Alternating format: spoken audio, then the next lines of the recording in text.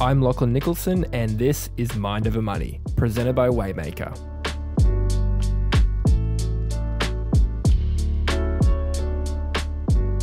G'day Archie. G'day Lachlan. Today is Q&A day, where we answer your money questions to the best that we can, being a podcast. Okay, so Archie, let's jump into it. Yeah, sounds great.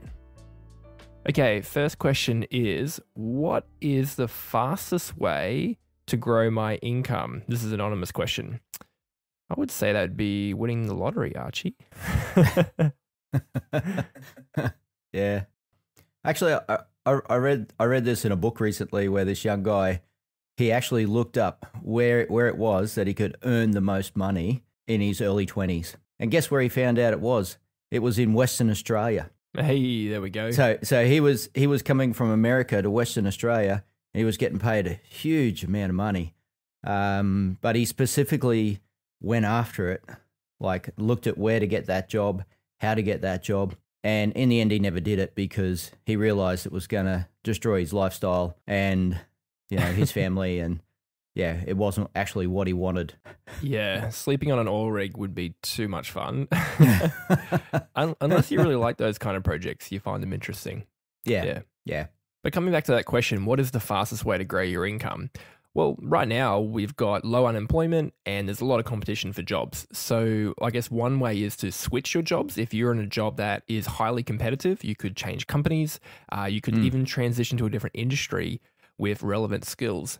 But for everyone who doesn't want to quit their job right now, or simply can't change their job, I think the better question here is not actually what is the fastest way to grow our income. The better question is what is the best way to grow our income over the long time.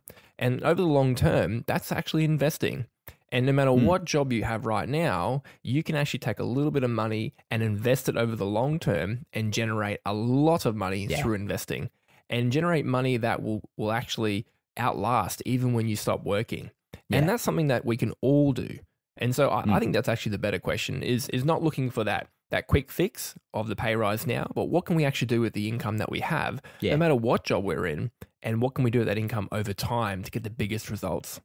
Yeah, well, I'd agree with that, absolutely. When you see how well people are off when they've stayed in a stable job, stable home, and kept investing, they're just killing it compared to people who are just focused on income, because that income will stop one day, and then what have you got? And that's often where we get caught out, is that we can chase that income, which means we're going to pay a hell of a lot of tax as well, which is another question further down. So it may not actually achieve what you want to achieve. So you got to have a good look at that. Okay, second question, and this is on the same topic of career and investing. Troy asks, what are some easy habits and ways for new starters in the workforce, he's thinking about apprentices and trainees here, to start investing? Yeah, this is a great question. Thanks, Troy. Love your thinking. So I'd always say the first thing to look at here would be looking at putting money into super, because one, you can use the super saver scheme to actually draw money back out to use as a house deposit. So that's extra money that you put into super. And then two, if you don't need that money down the track, you've set your super up for a massive win, and you've actually secured your retirement income just by doing that alone. And just to give you an idea of that, is that people who pay extra into their super starting early, say somewhere around the 15 to 20 mark, years of age, they get to age 30 and they could have 200,000 in super, whereas the person who starts at say 25, they get to 30 and they've only got maybe 20,000 to 50,000 in super. So the young person starting early can really get a big head start because they're getting that multiplication effect a lot quicker and a lot earlier. And then down the track, they don't have to put extra into super. That's when they're putting that money into their kids' education, into going on holidays. It just frees them up. So the other thing here is, don't get a car loan. One of the first things I think a lot of young people do think about doing is going out and getting a car loan and buying this fantastic car. But the thing here is that you could actually start investing to use that investment to pay for cars. And this will put you millions of dollars in front. Again, it will secure your income so that you've got more money throughout the rest of your life. And especially down the track when you're having kids or family or holidays or want to cut back on your work, you're going to have that money there to do that. So that's another good way to go. It does surprise me when I see an apprentice going out and buying a $50,000 Hilux on a $40,000 income. Yeah. Yeah. And look, for young people, the hardest thing for them to comprehend is everything starts small. And so you start with this really small investment and you're throwing maybe $50 or $100 a week into this investment. And you look at it at the end of the year and you go, oh, this isn't worth anything. And so you go and spend it. But what you got to look at is that's a seed and it's never going to stop growing. So whatever you got, if it's $100 a week, you got 5,000 at the end of the year. That 5,000 is going to go on and produce millions of dollars, but you've got to let it stay there. That's the key to investing. And so you never look at your seed and go, oh, that's pretty crappy. You look at your seed and you go, wow, you are going to produce so much for me. That's the sort of mindset you got to have because there's going to be a massive harvest time throughout your life. Love that. Pete asks, other than the Help to Buy first homeowner scheme, I believe that's the equity scheme, which has a very low threshold for income, are there any other schemes out there for families on higher incomes to help them buy their first home? Yeah, this is a great question. Love this one. So there's two worth mentioning here. So you got the first home guarantee, which allows you to buy a home on as little as 5% deposit. And if you're a single mum or single dad, you can even get by with a 2% deposit. This puts you in a great position to save some money and get in and actually buy a home, get out of that rent cycle, and get ahead there. Yeah. The other scheme, which is really great, is the First Home Super Saver Scheme. And so this allows you to actually, if you're on a higher income, this really allows you to save a fair bit of money through the tax system. And so that increases how much money you're actually saving towards your deposit. So you can end up saving a deposit in 6 to 12 months instead of taking 2 or 3 years. And if you couple this with the first one that we just talked about, you can really get into a home very quick. Double dip, yeah. Yeah. Yep, double dip. It's amazing what our members have achieved when they really get focused on saving for a home. When they make it a short-term goal, like a 6 to 12-month goal, and they get hyper-focused, all that extra surplus, the tax return, all goes towards the home. They start selling junk around the house. Let's sell junk. Sell the dog. Sell the dog. And then, after 6 or 12 months, they've done the hard yards, they've got into their home, and they're happy. And we just love that. We love seeing that all the time at Waymaker, what our members can achieve. It's really encouraging. Yeah. And we've got to realize we're not real great at long-term things. So unless there's someone there to help us, we're going to keep putting it off. So that's the advantage of getting someone on board to help you out. Okay, next question. This is about the First Home Super Saver Scheme. If they're getting extra contributions made by their employer beyond the 11%, I think this is a government worker, would that be considered separate from the standard, and thus would that be withdrawable using this scheme? Or is it only extra contributions that you make yourself that counts towards this? Yeah. Look, the easiest way to answer that question is jump onto MyGov and go in and actually have a look, because the ATO have got it all set out there as long as your ATO is linked up to your MyGov. You can go into your super and you can do an assessment to see how much money might be actually available, because generally it's whatever the employer's putting in, that gets locked away. All right, yeah. And it's the extra that you're putting in that becomes available for the First Home Super Saver Scheme. Right. So the best way to check that then would be, listener, to jump onto the ATO through MyGov and do a determination through the ATO to see if there's funds already in there that you can put towards the scheme. Yeah. Yep. Quite often for a lot of government employees that have been paying an extra 5% to get the employer to pay the extra 2% on their super, that 5% is actually sitting there and available for the First Home Super Saver Scheme. that extra money that they've been putting in themselves.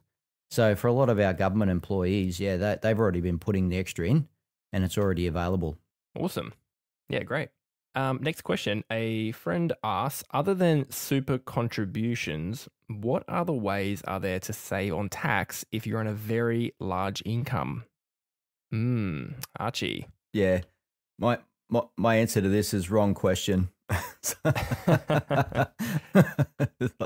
Yeah, if we focus on tax, then we miss out on what we're actually doing with our money.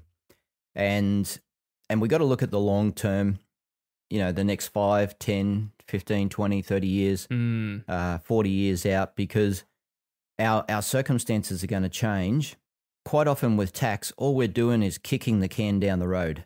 So we might be saving a few dollars on tax now by say doing some negative gearing. When we sell that investment down the track, we get hit with capital gains tax. Plus we have to pay tax on all the tax that we didn't pay. So the government can really catch you here. Yeah, one I see often is people will salary sacrifice a car and they'll actually lease that car in order to save money on tax. But then that car might be a luxury car, and so they get hit with the luxury car tax in the cost of the vehicle anyway. So they don't really save much. In fact, they just end up paying more for a car over time. Yeah, look, I really hate those salary sacrifice cars. Because one, you're buying a car that you probably don't need, and again, you can be just throwing your money away.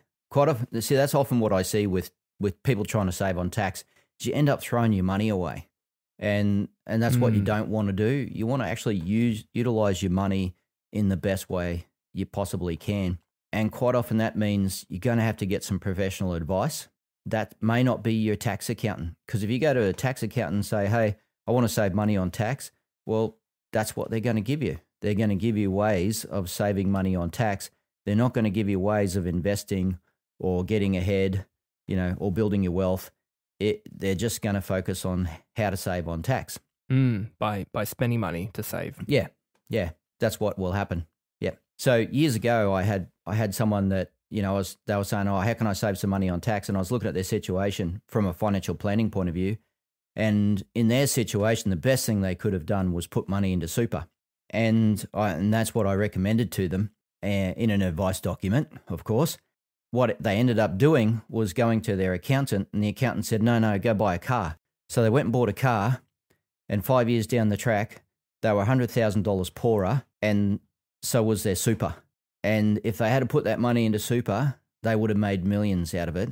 But they got caught with do the car's going to save you all this money on tax. And all he did was kick the can down the road. He didn't save any money on tax. and he just lost $100,000 in the process. So that's the sort of stuff you want to avoid, is getting caught up in this thinking and this, schemes and stuff that are actually just money wasters and time wasters. And look, there's some limited structures that are available that can really help you save a lot of money on tax. But quite often those structures aren't going to give you those tax savings for another 20 or 30 years. So again, it's always long term. Our thinking has to be long term, because that's where we're actually going to make the money. Yeah, I agree. Next question. Luke asks, is there a good way to prepare for kids' private education fees? Are there any government incentives? I don't think there are any government incentives right now. I think, other than the fact the government does give out a lot of money to private schools to subsidize them. I guess in terms of saving towards education fees, you've got 3 or 4 ways. The first way would be to have a high interest savings account. The second way would be to use a mortgage offset account. And the third kind of way would be an investment account to invest. But there's a lot of questions around school and saving for school and where you send your kids to school. So I think it's a great question, a question to be having now with your partner or spouse to get ready for when kids go to school in 5, 6, 7 years' time. Because there are lots of opportunities right now to change your finances and change what you're doing to get ready for that, beyond just saving for school fees. Hey, you got 3 ways there. I would have added a 4th way, which was pay off your house. Yeah. Buy a house and pay it off. Because you get rid of that, get rid of that mortgage, and then you got money for your kids' education. Yeah. if you leave that mortgage in place for the next 30 years, you're going to struggle with having money for your kids' education. So that's always my recommendation. First up is get the mortgage, get rid of the mortgage, and get rid of the rent. So, because between rent and mortgage, that's a huge chunk of money that's going out of your cash flow that could be used for private schooling. And it could be that you buy where you are now. So you might buy a smaller home because you can afford where you're living currently, and you pay that home off really quickly. And then when it comes time to go to school, you go and rent nearby the school. Yeah. Yeah. So again, you've got to look at this over that longer term period. So we're looking at 5, 10, 15, 20 years. And how are we going to put this thing together? How are we going to manage the cash flow? And it's not something that we can probably answer on a podcast, because you've got to look at your cash flow and you've got to look at where you're going to be over those periods of time. And you really got to work that through with your spouse as to what you're going to do to get there, because you're going to have to make some choices. You're going to have to put money away or, sacrifice something. So this is what life's all about, is what choices are we going to make? Yeah. What things are we going to change to achieve what we want to achieve? And we've got plenty of research showing that people are very stressed out now because they're not living to their values. Yeah. And so because they're not working through how they want to do things. And, the classic that I've seen in the past was, there was a guy that moved from Sydney with his whole family to Byron Bay, and to send him to a school that they had at Byron Bay, a special school that he wanted to send his kids to. But the only way he could afford it was to have a job in Brisbane with a big company. So he had to drive, I think it was 2 to 3 hours a day each way. Whoa. To get to Brisbane to work and back home again. And that's how he did it. That's dangerous. So that was a massive commitment, and I was so worried that he was going to get cleaned up on the road because he was spending so much time on the road. But again, our truck drivers do spend a lot of time on the road, and they come through okay. So yeah. Shout out to all our truckies. Okay, next question. I don't know if this is really a question, but someone on social media said, "I like Tim is on the podcast. He is fun." Well, good news, because Tim will be on the podcast a lot more. There we go. I love having Tim on the podcast as well. He's good fun. Yeah, me too. I think Tim might have submitted this question. Good one, Tim. All right, last question.